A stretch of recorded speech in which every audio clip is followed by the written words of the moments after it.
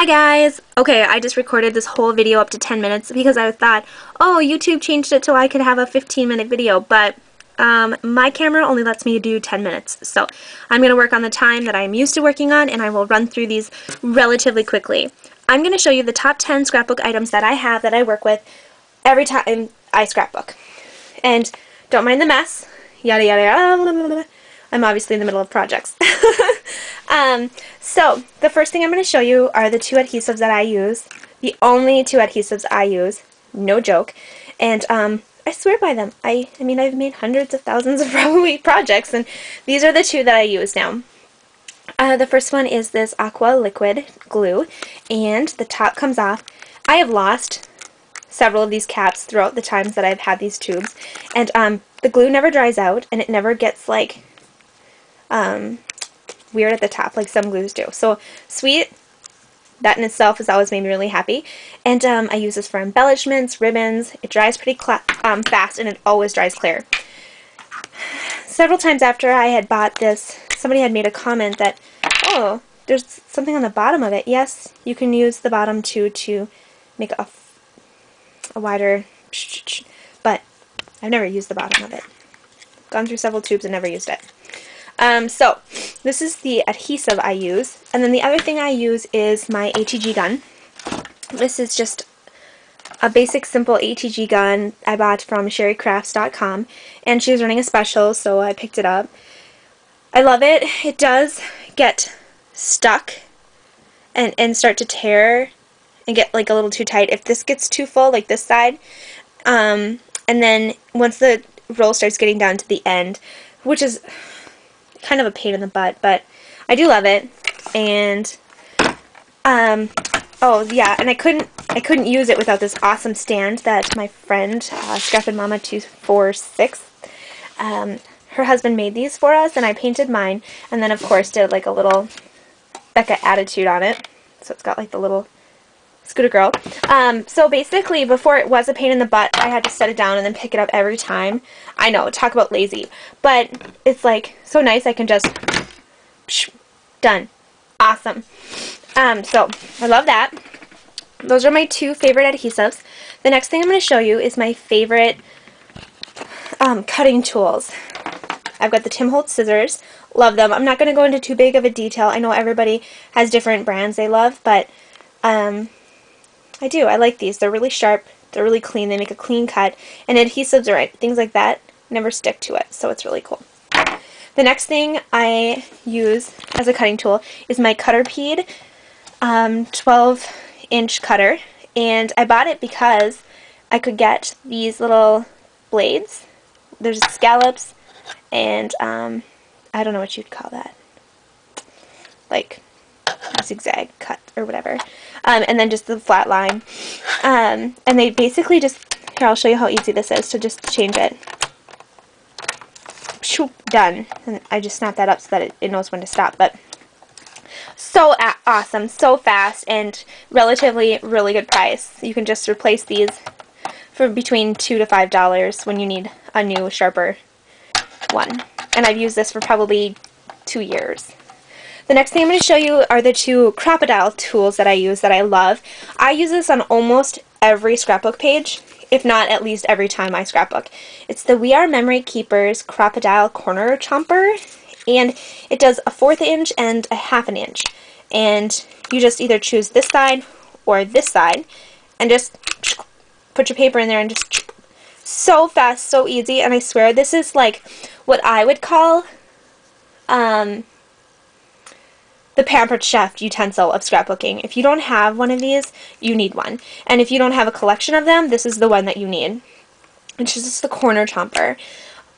I want a couple of the other ones, but I know that I use this one all the time, so at least I have that one and I'm good.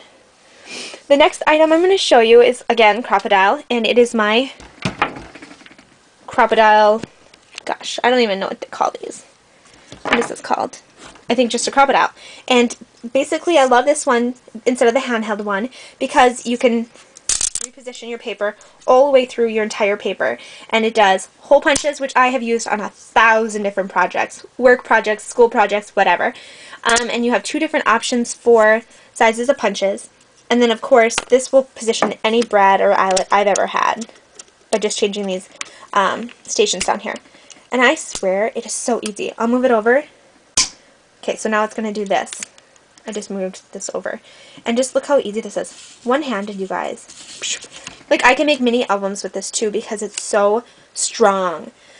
And it's not very big. It lies flat, so when I go to crops, I can carry it easily. And it's a little bit heavy, but it's solid. Okay, I'm trying to move fast. The next item I'm going to show you is one of my favorite glimmer mists, and it's just black magic. It's just black. And honestly, no matter what color you get, it's always going to look different on the paper. So I love my black one, and I love my brown cocoa one. If I didn't have these two, if I was just starting, those would be the two that I would say you should start with. Some of the other colors that I have, like purple or blue, sometimes they don't even show up on the paper, and that's really disappointing. It just looks like wet marks or something. But the brown and the black always hold their true color, and they always look really, really good. The next items I'm going to show you are my stamp pads. I use Versamark for all my embossing. Highly recommended by a lot of my friends and other YouTube people. And since I've started using it, this is the only one I've ever used to emboss. It holds all of the embossing putters. I had Zing embossing putter and I couldn't get anything to hold with it. And this, like, you can put it on a page, walk away, come back 10 minutes later, put the embossing putter on, and it's still sticky. Love it. So awesome.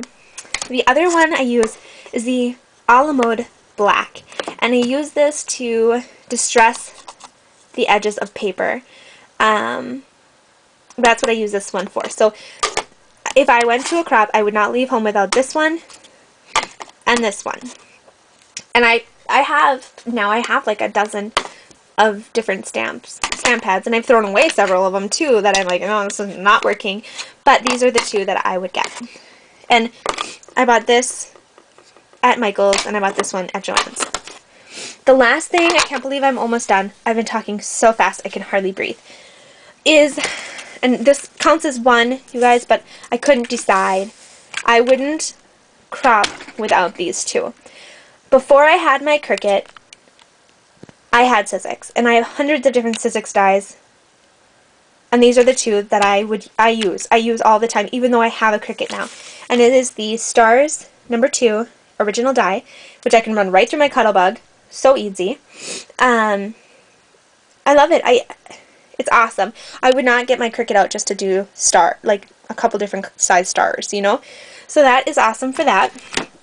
And then the circle one.